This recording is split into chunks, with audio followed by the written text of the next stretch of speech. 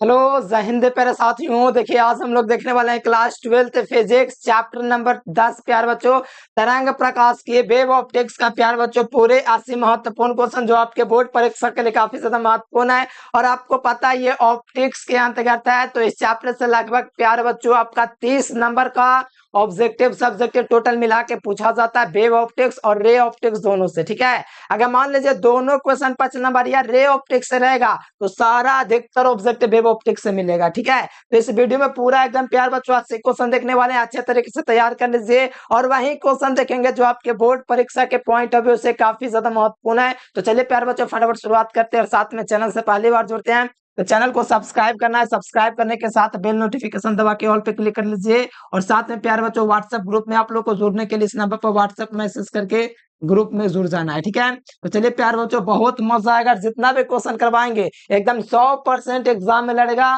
तो जितना करवाएंगे ना अच्छे तरीके से आप लोग तैयार करके याद कर लीजिए, जो नहीं पता रहेगा स्टार मार के लिख लीजिएगा। ठीक है, तो चलिए शुरुआत करते हैं। तो ये प्यार बच्चों यहाँ से आपका चैप्टर की शुरुआत होता है, काफी ज्यादा महत्वपूर्ण क्वेश्चन है। इस चैप्टर में दो को महत्वपूर्ण लोग क्वेश्चन है, दो क्वेश्चन। ठीक है, और पहले मैं आपको पढ़ा दूंगा आने वाले टाइम में। ठीक है, तैयार कर लीजिएगा क्योंकि ऑप्टिक्स से दो लॉन्ग क्वेश्चन हर साल फिक्स है। ठीक है, रे ऑप्टिक्स वेव ऑप्टिक्स से टोटल। तो चलिए यहाँ पर पहला नंबर क्वेश्चन है कि निम्नलिखित में से किस भौतिक राशि का पुनर्वितरण प्रकाश का व्यतिकरण होता है। बहुत अच्छा क्वेश्चन है प्यार बच्चों, किस भौतिक राशि का पुनर्वितरण प्रकाश का व्यतिकरण होता है, वो आपका प्यार बच्चों तीव्रता होता है। कौन होता है? तीव्रता होता है। किस राशि का दोस्तों भौतिक राशि का पुनर्वितरण प्रकाश का व्यतिकरण माना जाता है? तो वो दोस्तों तीव्रता है। ठीक है, याद रखिएगा बे नंबर, ये 2021 में आए हुए क्वेश्चन है और जितने क्वेश्चन कराऊंगा अच्छे तरीके से आप लोग याद करते चलिए और एग्जाम में यहीं से क्वेश्चन आपको मिलेंगे। ठीक है, तो एकदम बात को ध्यान रखें और मेहनत करते चलिए। ठीक है, चलिए अगला क्वेश्चन का आंसर है कि हीरा का अपवर्तनांक लगभग कितना होता है? पानी का अपवर्तनांक कितना होता है पहले बताओ तो। पानी का अपवर्तनांक जल का 1.33 होता है, बर्फ का कितना होता है? 1.31 होता है। तो यहाँ पर हीरा का सबसे अधिक दोस्तों 242 होता है। कितना होता है? 2.42 होता है प्यारे बच्चों। किसका? तो हीरा का अपवर्तनांक। ये बहुत आसान क्वेश्चन है। और सुनिए हीरा का क्रांति कोण कितना होता है पता है आप लोग को? 24.41 होता है। और पानी का क्रांति कोण पता है कितना होता है? सब याद रखेगा, एग्जाम में डायरेक्ट मिलेगा। पानी का क्रांति कोण 48.75 होता है। तो ये सब क्वेश्चन आपको ध्यान रखने योग्य है और आपको याद रखना चाहिए, एग्जाम में डायरेक्ट मिलेगा कि हीरा का अपवर्तनांक कितना होता है। तो 242। ठीक है, 2.42। और यहाँ पर आपसे पूछा जाए पानी का अपवर्तनांक तो कितना? पानी का क्रांति कोण पूछेगा 48.75। हीरा का क्रांति कोण पूछेगा तो 24.41। ये सब याद कर लीजिएगा, एग्जाम ऑब्जेक्टिव छूट जाएगा नहीं जी। मेहनत करोगे एकदम तबाही मचा दोगे, ध्यान रखिएगा। ठीक है, चलिए ऑप्शन क्या हो जाएगा यहाँ पर? सी हो जाएगा। अगला क्वेश्चन देखिए, देखिए फ्रेंच के जो चौड़ाई है मैंने इसका व्यंजक प्राप्त करके दिखा दिया आपको प्यारे बच्चों। और मोस्ट पावरफुल क्वेश्चन है, बात को ध्यान रखिएगा, बहुत अच्छे तरीके से मैंने प्रूफ करके दिखाया है। आने वाला टाइम में ऑनलाइन में थोड़ा डाल देंगे ताकि ऑनलाइन वाले बच्चे भी कर सके और ऑफलाइन वाला दोबारा उस वीडियो को देख सके। ठीक है, तो फ्रेंच के चौड़ाई जो होता है प्यारे बच्चों, बी बराबर क्या चीज होता है? बीटा बराबर होता है कैपिटल ए इंटू लेमडा बटा में स्मॉल डी, यही फॉर्मूला होता है। ये वाला आप फॉर्मूला मिला दो। ठीक है, मिला लो। कौन ऑप्शन? अच्छा शुरू में दे दिया गया। देखिए यहाँ पर भी आपका क्या चाहिए, सारा चीज हम आपको बढ़िया से करवा चुके हैं प्यार बच्चों। तो फ्रेंच की जो चौड़ाई होती है प्यार बच्चों, ये आपका बीटा बराबर या बी बराबर कभी कभी देखने को मिल जाएगा, तो कोई दिक्कत नहीं है। बी बराबर होता है कैपिटल डे इंटू लैम्डा बटा में स्मॉल डे, और ये फ्रेंच की चौड़ाई का व्यंजक होता है। तो राइट आंसर आपको ध्यान रखना है ऑप्शन नंबर ए। बहुत मस्त क्वेश्चन, एकदम तैयार कर लीजिए, बहुत ज्यादा इंपॉर्टेंट है और इस चैप्टर को अच्छे तरीके से क्लियर रखना है। अगला देख लीजिए, प्रकाश के रंग का कारण क्या है? देखिए प्रकाश के रंग का कारण क्या है पता है आपको? प्रकाश के रंग का कारण उसका आवृत्ति होता है। अगर आवृत्ति नहीं रहता तो तरंगधार्ज कौन से? तरंगधार्ज नहीं है तो आवृत्ति ही हो जाएगा। यानी कि प्रकाश के रंग का कारण उसका आवृत्ति होता है। क्या होता है? फ्रीक्वेंसी जो होता है उसी के कारण प्रकाश का रंग दिखता है। ठीक है, तो प्रकाश के रंग का कारण क्या होता है? तो इसका फ्रीक्वेंसी होता है, इसलिए राइट आंसर ऑप्शन नंबर हो जाएगा। जो भी दिक्कत हो कमेंट करते चलेगा। आप लोग एक बार कमेंट करके बताइए प्यार बच्चों, आप लोग कितना चैप्टर अब तक पहुंच चुके हैं पढ़ लिख के। ठीक है, कितना चैप्टर तक आपका रिवीजन है, कितना चैप्टर से क्वेश्चन आएगा तब बोर्ड एग्जाम एकदम तबाही मचा देंगे। कमेंट करके बताइए। और क्वेश्चन बैंक आप लोग तैयारी कर रहे हैं, कमेंट कीजिए, कमेंट। मैं जानना चाहता हूँ आप लोग करते हैं कि नहीं। कौन टॉपिक में दिक्कत होता है ये भी थोड़ा कमेंट कर दो ताकि मैं जान जाऊं। ठीक है, चलो अगला क्वेश्चन का आंसर है कि किसी बिंदुवत स्रोत से परिमित दूरी पर तरंगाग्र को क्या कहते हैं? किसी बिंदुवत स्रोत से परिमित दूरी पर तरंगाग्र को हम लोग गोलाकार तरंगाग्र कहते हैं। कैसा कहते हैं? गोलाकार तरंगाग्र। ध्यान से सुनिएगा मेरे बातों को। किसी बिंदुवत स्रोत से परिमित दूरी पर तरंगाग्र को गोलाकार तरंगाग्र कहते हैं। वहीं किसी बिंदुवत स्रोत से अपरिमित दूरी रहेगा तो समतल तरंगाग्र कहलाएगा। ध्यान से सुनिएगा, जो मैं बोल रहा हूं उस पर फोकस कीजिए। किसी बिंदुवत स्रोत से परिमित दूरी पर तरंगाग्र को गोलाकार तरंगाग्र कहते हैं, लेकिन किसी बिंदुवत स्रोत से अपरिमित दूरी मतलब अनंत दूरी तक के दूरी को हम लोग क्या कहते हैं? तो समतल तरंगाग्र कहते हैं। लेकिन एक बारीक रेखा के छिद्र के समान होगा, इस प्रकार से होगा प्यारे बच्चों। एक बारीक रेखा के छिद्र के समान होगा ना, तो इसको बेलनाकार क्या कहेंगे? बेलनाकार तरंगाग्र कहेंगे। तरंगाग्र 3 प्रकार के होता है, बहुत अच्छे तरीके से पढ़ा रखा हूं। अगर तरंगाग्र की परिभाषा नहीं याद है तो लिख कर रखे, बोर्ड में 70 में 70 ठोके नहीं सकते हैं। पढ़ा दिए, याद नहीं है तब नहीं पढ़ाए अलग बात है, पढ़ा दिए तो आपको ध्यान रखना है। तो यहाँ पर ध्यान रखो, किसी बिंदु स्रोत से परिमित दूरी पर तरंगाग्र को क्या कहेंगे? गोलाकार तरंगाग्र। ऑप्शन नंबर ये हो जाएगा। एकदम तबाही मचाना एग्जाम में, तो आप लोग तैयार रहिए। चलिए, सूर्य प्रकाश के स्पेक्ट्रम होता है, 2019 का क्वेश्चन होगा ये। सूर्य प्रकाश का स्पेक्ट्रम जो होता है प्यारे बच्चों सतत होता है। सतत का मतलब जानते हो क्या होता है? लगातार। ये लगातार होता है प्यारे बच्चों सूर्य प्रकाश का स्पेक्ट्रम। जो सूर्य प्रकाश होता है ना, उसका स्पेक्ट्रम देखिएगा तो वो लगातार पड़ता है, यानी कि सूर्य स्पेक्ट्रम कैसा होता है? तो लगातार यानी सतत होता है। Option number A. अगला देखिए, मृगम मरीचिका का कारण क्या है? Total internal reflection. पढ़े हो? पूर्ण आंतरिक परिवर्तन याद है? याद है? अरे ना, भूल गए हैं, बहुत ज्यादा दिन ना हो गया, इसीलिए तो पिटते हैं, ज्यादा दिन हो जाता है, पढ़ा हुआ चीज नहीं याद आता है। याद आया अब ये क्या चीज है जे? अब इतना भी ना ध्यान जाए तो समझे पिटाई का लक्षण आप में दिख रहा है। ठीक है, ये है प्यार बच्चों आपका क्या चीज? Total internal reflection. क्या चीज है? Total internal reflection. ये पूर्ण आंतरिक परिवर्तन है और इसी पर आधारित है मृगम मरीचिका। ठीक है, मृगम मरीचिका का कारण होता है टोटल इंटरनल रिफ्लेक्शन, पूर्ण आंतरिक परिवर्तन या अपवर्तन होता है। जैसे एक माध्यम से दूसरे माध्यम में प्रवेश करता है तब पता चलता ना क्या होता है जी अपवर्तन में, और पूर्ण आंतरिक परिवर्तन में जो उसी माध्यम में जाता है पुनः उसी माध्यम में वापस लौटता है। तो ये सब आधारित है प्यारे बच्चों मृगम मरीचिका किस पर? तो पूर्ण आंतरिक परिवर्तन और अपवर्तन पर। तो ध्यान रखिएगा बिना बात, बहुत ज्यादा इंपॉर्टेंट क्वेश्चन है। कैसे बताऊं? बताओ, बहुत ज्यादा इंपॉर्टेंट है। अगला क्वेश्चन देखिए, 9 नंबर क्वेश्चन है कि आसमान के रंग नीला दिखने का कारण क्या है? देखिए, आसमान जो होता है उसका रंग जो नीला दिखता है उसका कारण क्या है? तो आसमान का रंग नीला दिखने का कारण है मेरे प्यारे बच्चों क्या चीज है? बता दो। आसमान का रंग नीला दिखने का कारण आपका प्यारे बच्चों विवर्तन है, तो ये गलत है। ठीक है, आसमान का रंग नीला दिखता है वो प्रकीर्णन के कारण होता है। प्रकाश का प्रकीर्णन पढ़े हो ना? प्रकाश के प्रकीर्णन के कारण जो आकाश का रंग है काला दिखाई दे रहा है क्योंकि बारिश होने वाला है, लेकिन जो आसमान का रंग है मेरे प्यारे बच्चों नीला दिखाई देता है, प्रकाश के प्रकीर्णन के कारण दिखाई देता है। ठीक है, बात को ध्यान रखिए। ऑप्शन नंबर इसका बिल्कुल राइट आंसर होगा, एकदम मोस्ट वीवीआई क्वेश्चन है और याद रखिएगा। अब बताओ, पानी के रंगीन बुलबुला जो होता है ना तेल वाला, उसके रंगीन दिखने का कारण क्या है? अगर ये जानते हो ना तो समझिए एकदम गर्दा उड़ा दोगे, नहीं जानते हो बता देता हूँ। व्यतिकरण के कारण। जो तेल की बूंद होता है ना रंगीन दिखता है, प्रकाश के व्यतिकरण के कारण। ये आया हुआ क्वेश्चन भी है, क्या चीज बोलते हैं, बहुत ज्यादा इंपोर्टेंट करवाने पास, इतना ध्यान रखना। तरंग की लंबाई बढ़ने पर अपवर्तनांक का मान घटता है, याद है कोशिका समीकरण? अरे कोशिका समीकरण कहाँ पर ना? अरे हम आपको पढ़ाए मॉडर्न ये केमिस्ट्री फिजिक्स वेब ऑप्टिक्स में ना पढ़ाया है, याद भूल गए आप लोग? बताइए तो a प्लस बी बटे लेमडा की घात 2 प्लस c बटे लेमडा की घात 4, ये हम आपको नहीं पढ़ाए, बताइए तो भूल गए इतना जल्दी? कि तरंग की लंबाई बढ़ाने पर अपवर्तनांक का मान घटता है, तो यहाँ पर क्या चीज होता है? घटना है, घटता है। उल्टा होता है, तरंग की लंबाई घटता है तो अपवर्तनांक का मान घटता है। ये सब पता होना चाहिए मेरे प्यारे बच्चों, ये सब आराम से आपको पता होना चाहिए। नहीं पता है बड़े दिक्कत है। तरंग की लंबाई बढ़ेगा तब अपवर्तनांक का मान घटेगा, बस इतना याद रखो। ऑप्शन क्या हो जाएगा? बी नंबर हो जाएगा। डायरेक्ट एग्जाम में आएगा उल्टा होगा, यहाँ घटेगा तो यहाँ बढ़ेगा, यहाँ बढ़ेगा तो यहाँ घटेगा, ऐसे होता है।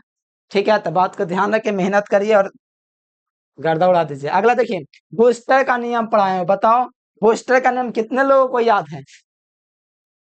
बताओ, बूस्टर का नियम नहीं याद है? क्या हालात हैं आप लोग के, बहुत ज्यादा इंपॉर्टेंट है। म्यू बराबर tan IP का फॉर्मूला होता है बूस्टर के नियम में, और अध्रुवित प्रकाश को ध्रुवित करने के लिए इसमें आपका ध्रुवन को प्रकाश को आपतित कराया गया था। बढ़िया से थोड़ा पढ़ो, एकदम आसान भाषा में, लेकिन इतना आसान भाषा के कहीं मिलेगा नहीं, उतना आसान भाषा। तो बोस्टर का नियम किससे आधारित है? तो याद रखना म्यू बराबर tan IP से आधारित है, इसलिए right answer option number C इसका राइट आंसर हो जाएगा। कोई दिक्कत वाली बात? म्यू बराबर tan IP। अच्छा ये वाला भी दिया गया, ये ऑप्शन नहीं लगा, ठीक है। म्यू बराबर tan IP, ठीक है।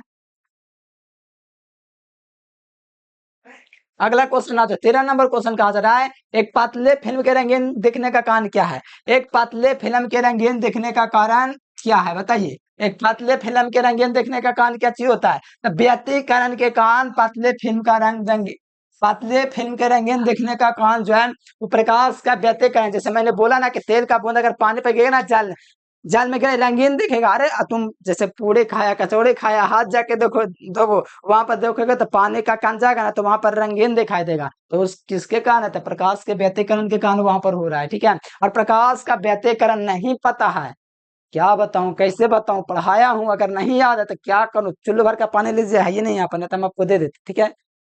तो मेहनत कीजिए। प्रकाश का व्यतिकरण क्या बहुत अच्छे तरीके से पढ़ा रखा हूं, बस थोड़ा सा शायद है कि एक ही आवृत्ति होना चाहिए, एक ही तरंग दैर्ध्य होना चाहिए, दोनों से समान हो, चाहे समान कलम स्थिति में कंपन करेगा। राइट आंसर बी नंबर, ठीक है।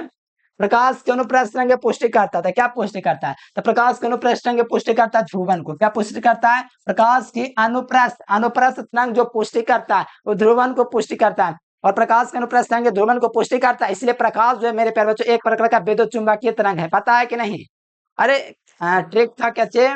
मामा की एक सीवी कार चलाने के लिए आई एम रेडी, यही ना था? हाँ यही ट्रिक था। मामा के मतलब गामा की, ठीक है। एक्स का मतलब एक सीरन, छोड़ो वो सब चीज मैं पढ़ा चुका हूँ, ठीक है। मामा की एक सीवी कार चलाने के लिए आई एम रेडी का मतलब समझते हैं तो बहुत अच्छा, नहीं समझते कोई दिक्कत नहीं, आगे आएगा। प्रकाश के अनुप्रस्थ पुष्टि करता था ध्रुवन को, ऑप्शन नंबर ए। अगला क्वेश्चन आइए, द्वितीयक तनिका का अवधारणा किसने दिया था? तो द्वितीयक तनिका, प्रकाश के कणिका सिद्धांत किसने दिया था? बताओ। प्रकाश के कणिका सिद्धांत मेरे प्यारेलाल न्यूटन ने दिया था, ठीक है। प्रकाश के कणिका सिद्धांत न्यूटन ने दिया था। प्रकाश के तरंग सिद्धांत हाइगेंस ने दिया था। अच्छा, प्रकाश के तरंग सिद्धांत हाइगेंस ने दिया था। तो बताओ मेरे प्यारे बच्चों, द्वितीयक तरंग सिद्धांत किसके द्वारा दिया गया?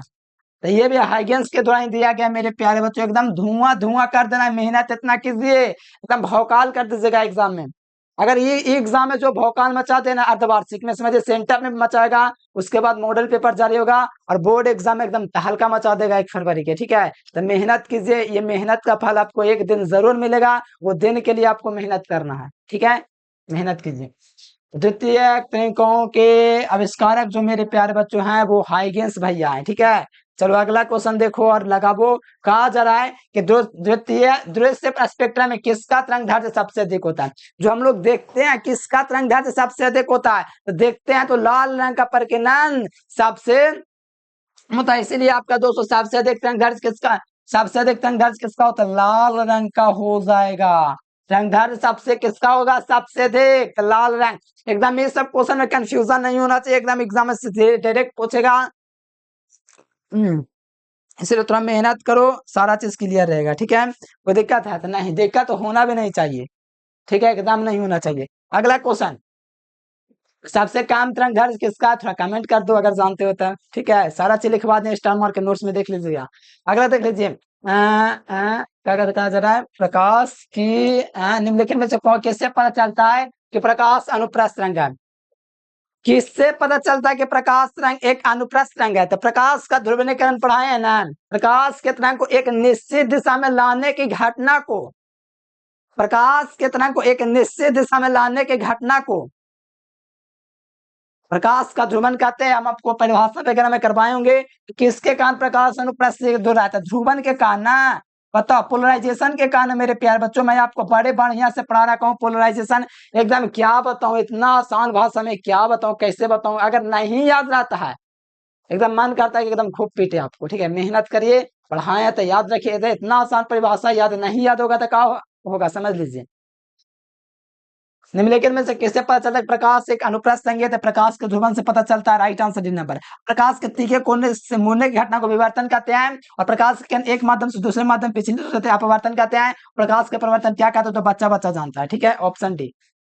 अगला क्वेश्चन देख लो प्यारे बच्चों, कौन सी घटना दोस्तों प्रकाश के क्वांटम का समर्थन करती है? बताओ किसके कारण से क्वांटम का समर्थन करती है, बताओ तो फटाफट से। और जो विद्यार्थी व्हाट्सएप ग्रुप में नहीं जुड़ा है, नोट्स नहीं लिया, चैनल को सब्सक्राइब नहीं किया है, ये काम कीजिए, नहीं तो हम आपका पैट खींच लेंगे। ठीक है, मेहनत करना है तो आपको ये चीज करना पड़ेगा, सब्सक्राइब करना पड़ेगा। सब्सक्राइब करने के साथ बेल नोटिफिकेशन दबा लीजिए, ताकि जितना भी क्लास कराऊंगा नोटिफिकेशन आपके पास पहुंचे। ठीक है, तो फटाफट बताइए इस क्वेश्चन का आंसर क्या होगा। बताओ यहाँ पर क्वेश्चन का आंसर है कि निम्नलिखित में कौन सी घटना प्रकाश के क्वांटम सिद्धांत का समर्थन करती है? प्रकाश का क्वांटम सिद्धांत क्या है, उससे पहले प्रकाश विद्युत प्रभाव पता होना चाहिए। जब किसी धातु सतह पर प्रकाश पड़ती है तो धातु सतह से प्रकाश इलेक्ट्रॉनों को उत्सर्जन होने लगती है, तो इससे पता चला प्रकाश का क्वांटम। जब किसी धातु सतह पर प्रकाश प्रवेश करेगा तो धातु सतह से प्रकाश इलेक्ट्रॉनों का उत्सर्जन होने लगेगा। ठीक है, क्या होने लगेगा पहले बच्चों? उत्सर्जन होने लगेगा, और इस घटना को हम लोग कहते हैं प्रकाश विद्युत प्रभाव। और ये दोस्तों जो है किसका समर्थन करती है? प्रकाश क्वांटम प्रकाश विद्युत प्रभाव का समर्थन करती है। Right answer D number is the right answer for this question. अगला क्वेश्चन देख लीजिए। ये क्वेश्चन तो क्या बताऊं, कैसे बताऊं, इतना आसान क्वेश्चन है। रचनात्मक व्यतिकरण के किसी बिंदु पर पहुंचने वाले दो बिंदुओं के बीच का कालांतर क्या होता है? 0 डिग्री। कितना होता है? 0 डिग्री के 90 डिग्री। बताओ, बहुत सारा क्वेश्चन बैंक आप लोग देखिएगा तो 90 डिग्री दे देता है। रचनात्मक व्यतिकरण, विनाशी व्यतिकरण, सारा चीज मैं आपको पढ़ाया हूं ना, इस प्रकार से आपका चलता है। तो दो तरह, ठीक है, तो ये बात को थोड़ा ध्यान रखिएगा। 0 हो जाएगा, ये थोड़ा रट लो आप लोग कि दो कलांतर के बीच में कैसे 0 होता है, सारा चीज बताया हुआ है कैसे होता है ये। आप देखो, किसी बिंदु स्रोत से पानी ध्रुव तरंगाग्र को क्या कहेंगे? इतना आसान क्वेश्चन कैसे बता दूं मैं, बताओ। गोलाकार तरंगाग्र। ठीक है, ऑप्शन नंबर क्या हो जाएगा? ए नंबर हो जाएगा। अब पारमेत पूछेगा समतल, बारीक रेखा के छिद्र के समान पूछेगा, तब क्या चीज हो जाएगा? बेलनाकार। लेकिन हमसे पूछा जा रहा है बिंदु से परिमित दूरी पर, तो इसको याद रखेंगे गोलाकार। अगला देख लो, विनाशी व्यतिकरण के लिए पदांतर का फार्मूला कुछ करने ना है, कितना आसान क्वेश्चन पूछा है। विनाशी के लिए बस याद रखना formula 2n+1 into lambda by 2। मिला लो कौन सा ऑप्शन है। इतना आसान ट्रिक दे रखा हूं, तब पर भी ना लगे तो समझिए हमको तो लाल आपको करना पड़ेगा। विनाशी व्यतिकरण के लिए पदांतर कैसा होना चाहिए? पदांतर जो होता है 2n+1 इंटू लेमडा बाय 2 का बेसम गुणज होना चाहिए। क्या होना चाहिए? बेसम गुणज होना चाहिए। बेसम ना देख रहा, 2n+1 बेसम है ना, है तो बेसम गुणज होना चाहिए, इसलिए राइट आंसर सी नंबर। ये तो बहुत बार क्वेश्चन बैंक में पूछा हुआ है, ना याद रहेगा समझिए पक गया आपका नंबर। प्रकाश के तीखे कोण से मुड़ने की घटना को प्रकाश का विवर्तन कहते हैं। प्रकाश का विवर्तन दो प्रकार का होता है, एक फ्राउनहोफर विवर्तन होता है, दूसरा का फ्रेनेल विवर्तन। ठीक है, तो यहाँ पर ध्यान दीजिएगा। तो प्रकाश के तीखे कोण से मुड़ने की घटना को प्रकाश का व्यतिकरण कहते हैं, सॉरी, प्रकाश के तीखे कोण से मुड़ने की घटना प्रकाश का विवर्तन कहते हैं। Option A diffraction. ठीक है, प्रकाश के तीखे कोण से मुड़ेगा, प्रकाश तीखे कोण से मुड़ेगा इस प्रकार से, तो ये जो घटना हो रहा है इस प्रकार से, तो इसको हम लोग कहते हैं व्यतिकरण। अगला क्वेश्चन देखिएगा, अगला क्वेश्चन देखिए मतलब अगला देखो। हाँ, ये क्वेश्चन आप लोग बताओ, ये मोस्ट VVI क्वेश्चन है 2026 का। हो सकेगा यही क्वेश्चन आ जाएगा। ठीक है, 2026 का मोस्ट पावरफुल क्वेश्चन।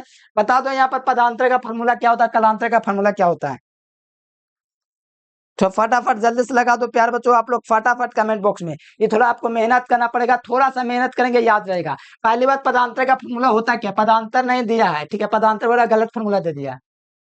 ठीक है, गलत फॉर्मूला दिया, 2 पाई इंटू नहीं, कलांतर बराबर होता है 2 पाई बटा में लेमडा इंटू में पदांतर, यानी कि 2 पाई बटा में लेमडा इंटू पथांतर किसके बराबर होता है?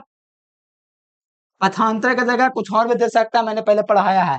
कलांतर क्या चीज होता है? फाई होता है, नहीं दिया था, कलांतर लिख दो। कलांतर बराबर ये फार्मूला होता है 2 पाई बटे लेमडा बटा में पदांतर। ठीक है, तो यहाँ पर मिला लो कौन सा ऑप्शन होगा, मिला लो थोड़ा। और यहाँ से पथांतर पूछेगा तो पलट जाएगा, बस ये दिक्कत है, पलट जाएगा। तो यहाँ से मिला लो, ऑप्शन नंबर बी यहाँ पर सही होने जा रहा है, जो कि ध्यान में रखना है आपको, और महत्वपूर्ण क्वेश्चन है। ठीक है, याद रखना। अगला क्वेश्चन देखो, गोलाकार तरंगाग्र को उत्पन्न करने के लिए इसकी आकृति होनी चाहिए बिंदु स्रोत से।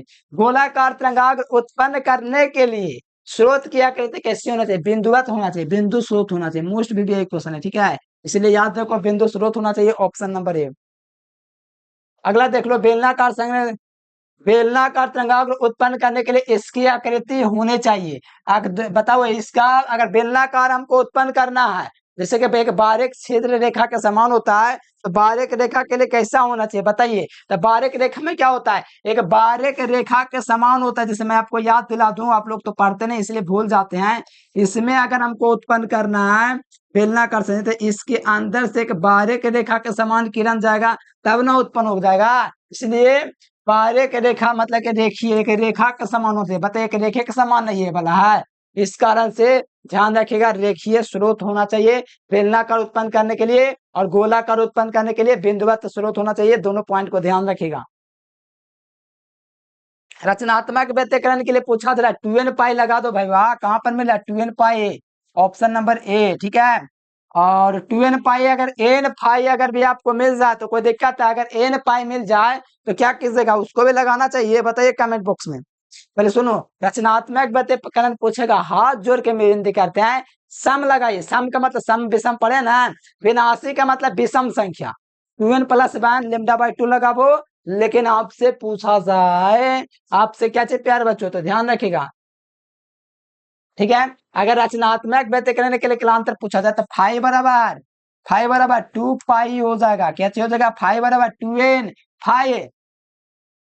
याद रहेगा कि भूल जाएगा बताइए तो। अरे बस कुछ नहीं याद हो, रचनात्मक पूछेगा ना तो फाइव बराबर 2n पाई रहा है, अविनाशी पूछेगा तो 2n plus 1 into lambda by 2, बस उसमें बेसम होना चाहिए, बस इतना ध्यान रखना। ऑप्शन नंबर अगला देख लो, अगला क्वेश्चन है, कहाँ पर कहीं मच्छर का बैठा हुआ। अगला देख लो, फ्रेंज की चौड़ाई बताओ, फ्रेंज की चौड़ाई होती है, फ्रेंज की चौड़ाई विवर्तन तथा फ्रेंज की चौड़ाई व्यतिकरण फ्रेंज के कैसा होगा। 5 नंबर वाला जितना भी क्वेश्चन करवाए हैं आप लोग आसानी से, कहीं पर मच्छर बैठ रहा है। चलिए इस क्वेश्चन के बता दीजिए 29 नंबर क्वेश्चन।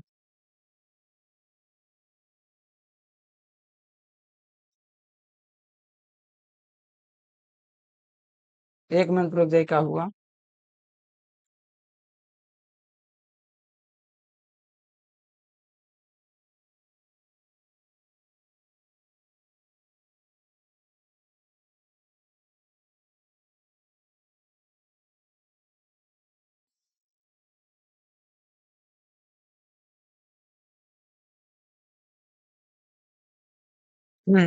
देखिए प्यारे बच्चों, थोड़ा सा नेटवर्क प्रॉब्लम हो गया, जिसके कारण ये वीडियो अब नहीं चल सकता, क्योंकि देखिए यहाँ पर आपका लिखा हुआ है नेटवर्क कनेक्शन जो है नहीं ले रहा है, ठीक है। इस कारण से आपका वीडियो यहीं तक रख देते हैं, ठीक है। देख लीजिए नहीं हो पा रहा है।